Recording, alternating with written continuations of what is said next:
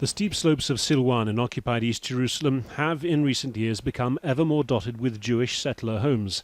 Now, one Palestinian community within this neighbourhood is coming under further pressure. ZUHEIR RAJABI's family has lived in Batan El Hawa for more than 50 years. His father bought this house. He has the documents that he says prove his claim, but since 2015, he and his family have been living under the threat of eviction. We were shocked. We had lived here. I was born here, grew up here, and married here.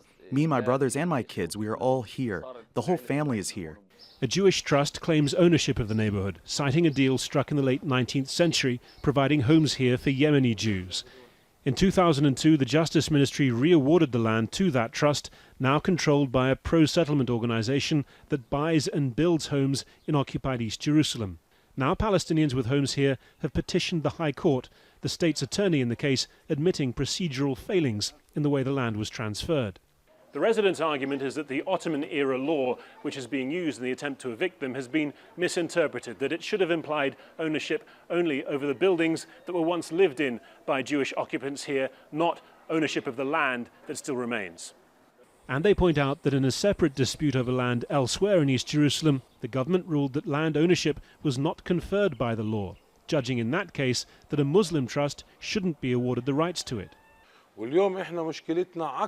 Our problem is that we oppose the Jewish claims that this area is a Jewish endowment, and even the court has issued a verdict against the Arabs.